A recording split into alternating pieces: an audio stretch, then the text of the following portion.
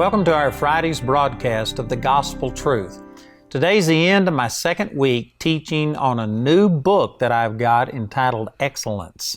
The subtitle is How to Pursue an Excellent Spirit. And I tell you, this has just been powerful. I'm sharing some things that could make a huge difference in your life. I hadn't got time to go back over all of this.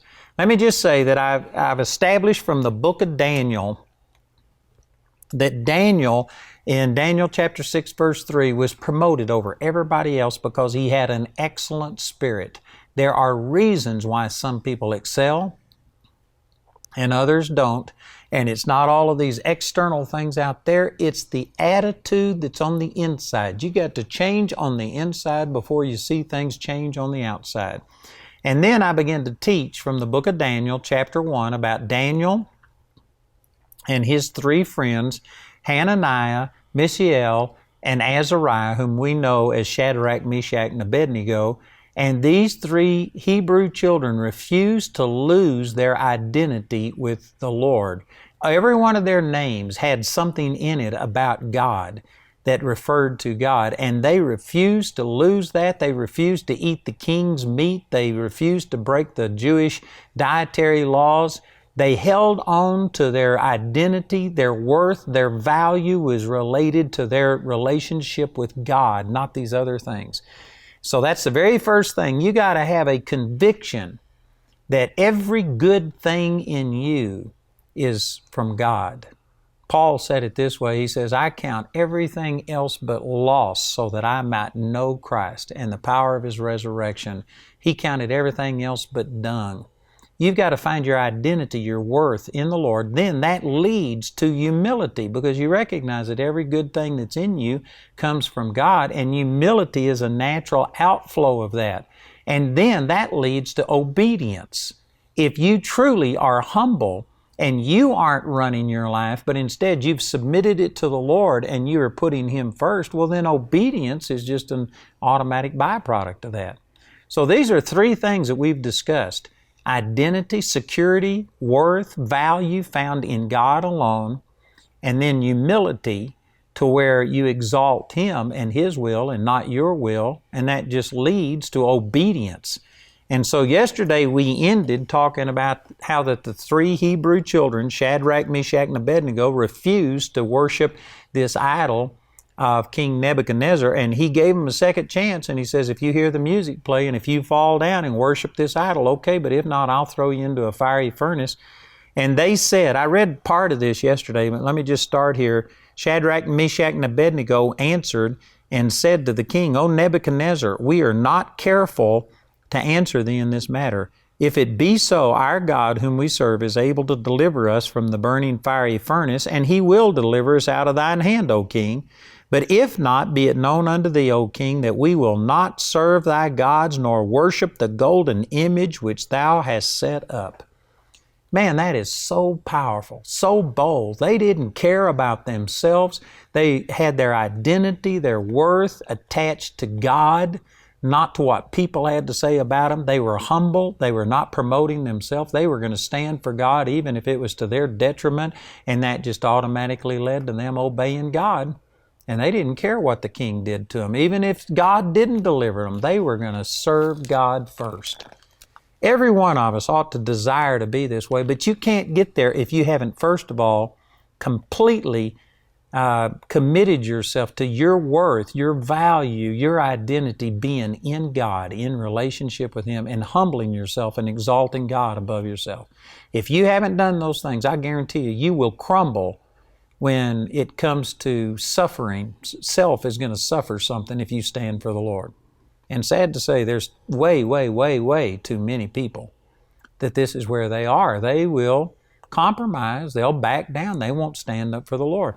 You know, there's a lot of people say, well, I would do this, but yet you won't stand up for God when your family comes together and they begin to say all this ungodly stuff. Now, there's a right and a wrong way to do it. I'm not talking about being obnoxious and going in and just attacking everybody. We need to love people and we need to show grace to people, but there is a place to stand up for what's right. And there are people watching this program that you won't stand up in your family, you won't stand up at work, you won't stand up in a situation where for some reason people might criticize you and call you some kind of a bigot or make fun of you because you believe the Bible, and you won't stand up there, but then you're going to stand when your life is on the line. Doesn't work that way. If you aren't faithful in a little thing, you won't be faithful in big things. If you want to be faithful like this, you got to learn to be faithful in the small things. These 3 Hebrew children had refused to eat the king's meat back in the first chapter. They stood on their principles and refused to compromise. And because they had done that, and I'm sure that there was other times that they did it, that's the reason they were emboldened to do it here. Let me just unplug for a second. I'll come right back to this. But David is another example. This same thing works in everybody's life. You don't just jump from where you are into total faithfulness. It's a process. And you just start being faithful in a little thing. And if you're faithful in a little thing, God will commit more to you. But David did this same thing when he went out to fight Goliath. Saul, the king, said, you can't do this. He's a man of war from his youth, and you're but a youth. He's a giant, and you're a runt.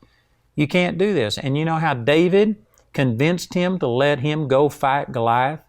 He referred back to when he was keeping his father's sheep on the backside of the desert. This is in 1 Samuel chapter 17. And he said when he was keeping the sheep, there came a lion and a bear out, and they took a sheep, and he went out and with his bare hands, he slew the lion and the bear. And did you know, even though his father had him there to watch the sheep and they wanted him to try and scare off the animals, I don't believe that Jesse, David's father, wanted him to take on a lion and a bear with his bare hands and put his own life at risk. He went far above what was demanded. He had a spirit of excellence, just like what we're teaching about.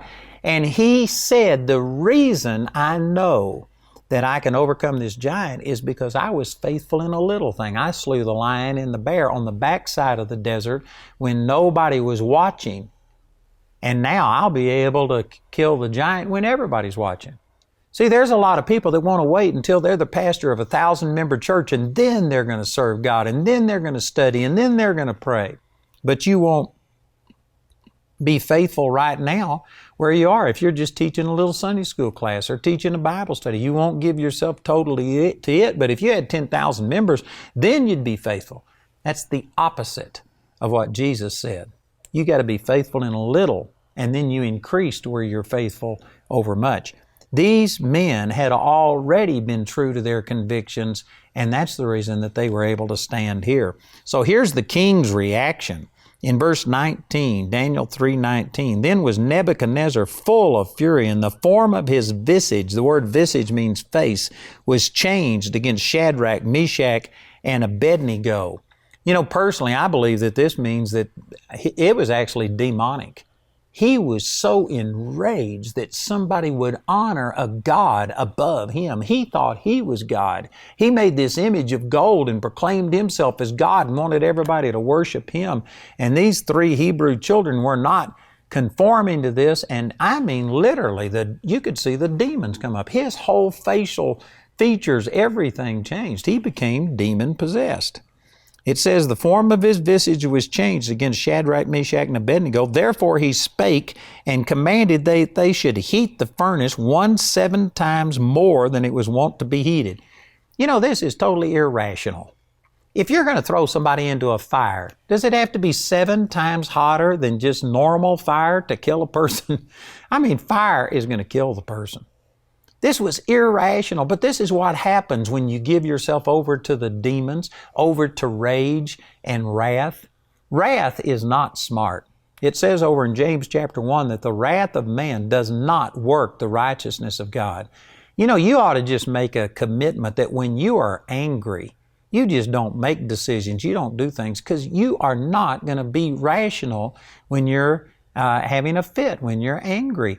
This was irrational. He didn't have to heat it 7 times harder. And by doing so, he took his 3 strongest men in his entire army and he sacrificed them. They burned to death trying to throw Shadrach, Meshach, and Abednego into the fiery furnace. And so it was irrational. It cost him dearly. His 3 mightiest men died because of his irrational behavior. But this is the way it is when you have a temper. When you're angry, that's not God at all. It says in verse 21, then these men were bound in their coats, their hosen, their hats, their other garments, and were cast into the midst of the burning fiery furnace. Therefore, because the king's commandment was urgent, and the furnace exceedingly hot, the flame of the fire slew those men that took up Shadrach, Meshach, and Abednego. And these three men, Shadrach, Meshach, and Abednego, fell down bound into the midst of the burning fiery furnace. Now this is interesting. The three men who threw them in, they died, but Shadrach, Meshach, and Abednego didn't die. So already, before they even got into the furnace, just the heat that was coming from it had already killed other people, but they were protected from that. And in verse 24, it says, then Nebuchadnezzar the king was astonished, and rose up in haste, and spake, and said unto his counselors, did not we cast three men bound into the midst of the fire? And they answered and said unto the king, true, O king. He answered and said, lo, I see 4 men loose, walking in the midst of the fire, and they have no hurt, and the form of the 4th is like the Son of God. So the fire consumed the people who threw Shadrach, Meshach, and Abednego into the fire. They died before they even got there. Shadrach, Meshach, and Abednego were thrown in, and all it did to them, it didn't burn them. Later on, it says that the smell of smoke wasn't even on them. They not only didn't get burned, they didn't get singed, they didn't even have the smell of smoke. All the fire did was loose their bonds. The ropes that they had tied them with, they burned, but it didn't burn them, it set them free. And Nebuchadnezzar looked down and he saw 4 men. There was only 3, Shadrach, Meshach, and Abednego thrown in, but there was a 4th person, and he said the likeness of the 4th is like the Son of God.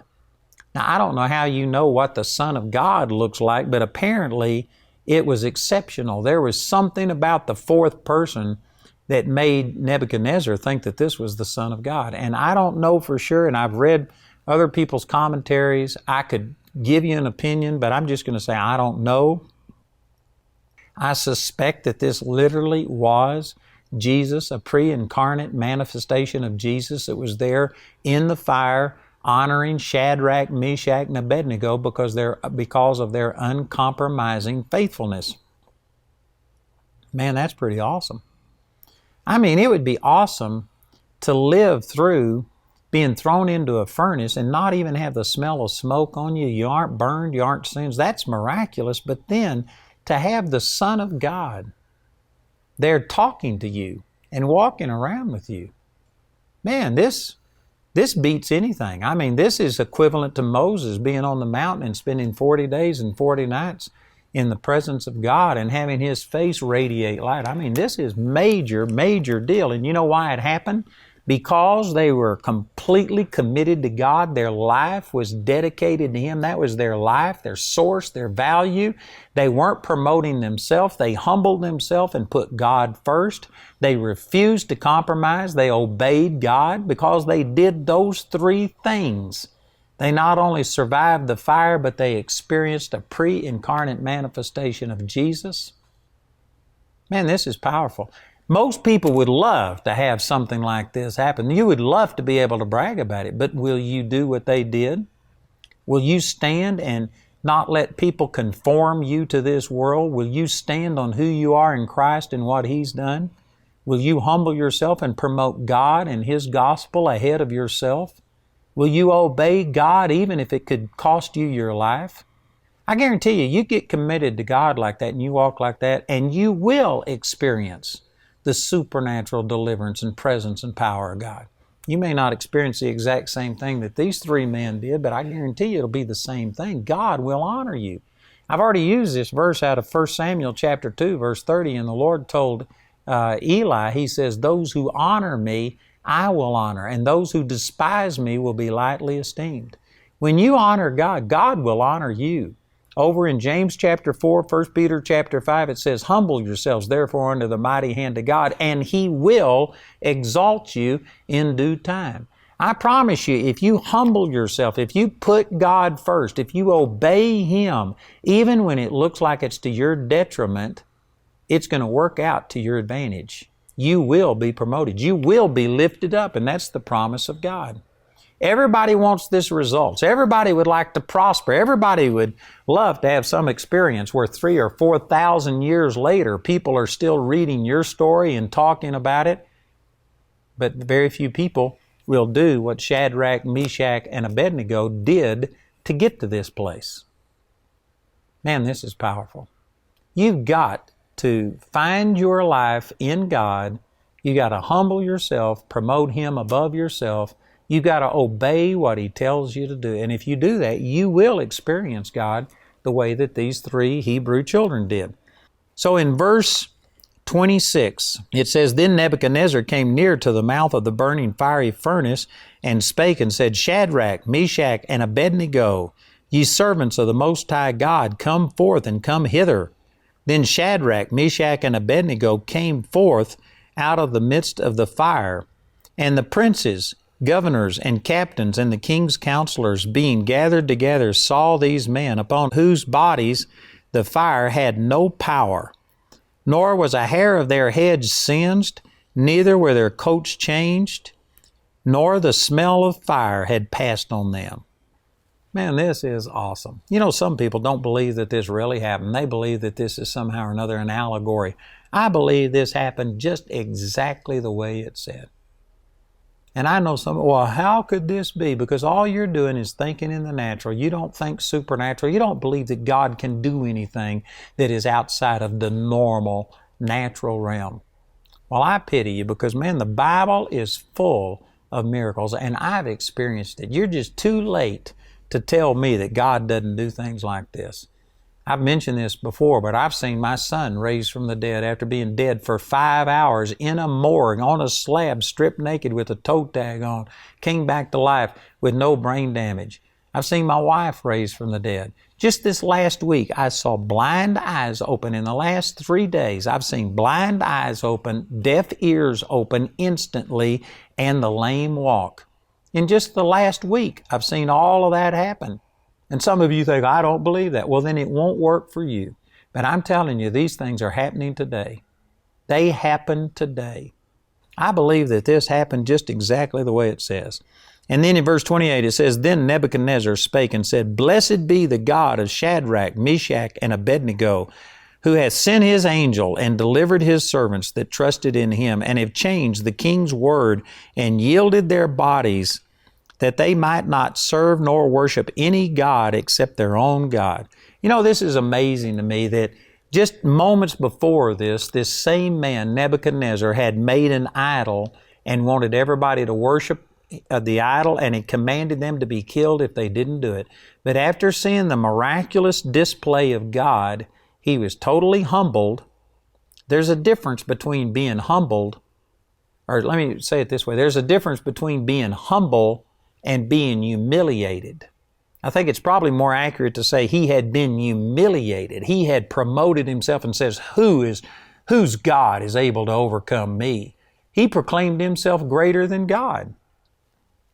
Now he had been humiliated. That didn't mean he was humble, but he had been humiliated.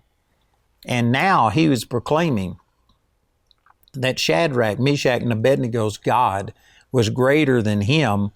And he says in verse 29, Therefore I make a decree that every people, nation, and language which speak anything amiss against the God of Shadrach, Meshach, and Abednego shall be cut in pieces, and their houses shall be made a dunghill, because there is no other God that can deliver after this sort. Then the king promoted Shadrach, Meshach, and Abednego in the province of Babylon. Did you know that promotion, the way up in God's kingdom, is down? Most people would think that if you want to be promoted in a pagan culture, in an ungodly kingdom where the king is proclaiming that everybody has to bow down to this image, then you better just go with the flow. You better get with the program. You better conform. But instead, they didn't conform. They stood on their convictions. They humbled themselves, put God ahead of themselves. They obeyed even if it meant their death. And that's how they were promoted. They were promoted over all of the province of Babylon. Not because they compromised, but because they failed to compromise. Man, that's awesome.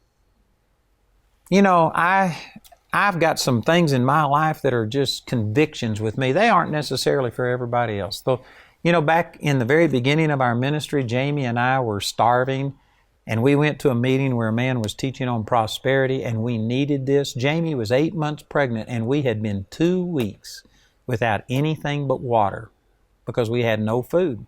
We needed prosperity. I needed his teaching, and I remember looking at his tape, and there were all of these titles that I knew could have helped me, and I couldn't get them because I didn't have any money. And I looked at Jamie, and she had tears in her eyes. I mean, we were fighting for the life of our child. And I made a decision right then that if the Lord ever showed me something from His Word that would help other people, I'd never deny them access to it because of a lack of finances. And I have put out hundreds of millions of CDs, books, tapes, through the internet. We have over 1 million downloads a month, and 99% of it's all free. And we have done all of this, and we have done this free. Now, that's a conviction for me. I'm not against anybody else who sells their materials. They can do whatever God tells them to do. But here's the reason I brought that up, is to say that that is my conviction. And yet I have had people come to me by the hundreds and tell me to quit doing this. I've had people who managed my ministry, and every time we got into a financial bind, you got to quit giving things away. You got to start putting a price on it. And I have been pressured and bullied and condemned. I've had people come and prophesy, people that I respect, prophesy and say, "Thus saith the Lord, you've got to start selling your stuff now." And you know what? I have just refused to compromise on this. It's a conviction that I have. And because of it, God has promoted me. Matter of fact, many of the people who in the past have ridiculed me and said things to me, now I have passed them up as far as the influence and the reach of the ministry, the number of materials that we send out, and things like this. And I've had people who in the past criticized me now come around and they are trying to emulate what I'm doing. And you know how it happened? I didn't compromise. I obeyed what God has told me to do, and I'm telling you, the way up in God's kingdom is down. You don't promote yourself. You don't compromise trying to gain an edge. You just follow God, do what God tells you to do. And if you keep doing it over a prolonged period of time, then promotion will come from God. God will promote you because of an excellent spirit. Man, that's powerful. This is what this whole book is about. This is a study in the book of Daniel, and it's talking about Daniel and his 3 friends. And I promise you, this is going to help you. It'll be a blessing to you. So check it out. This book is entitled Excellence. The subtitle is How to Pursue an Excellent Spirit. And I promise you, this will help you. It's a brand new teaching. We've got it not only in book form, but I've got CDs and DVDs. And I encourage you to please get this. Next week will be the end of my teaching on this, and you need this. It'd also be great for you to share this with somebody else. Spreekt het onderwijs van Andrew Wommack je aan en wil je dit ondersteunen? Word dan nu partner en deelgenoot van deze geweldige bediening. In Filippenzen 4 vers 15 tot en met 19 vertelt Paulus ons dat wanneer je een bediening financieel ondersteunt, je deelgenoot wordt van die bediening. Op die manier zaai jij in het leven van andere mensen en heb je ook deel aan de vrucht hiervan. Met jouw hulp kunnen we meer mensen bereiken en helpen in de Nederlandstalige gebieden.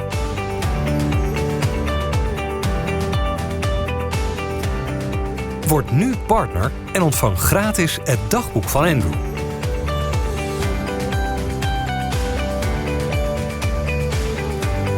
Kijk op andrewwommack.nl en meld je aan als partner.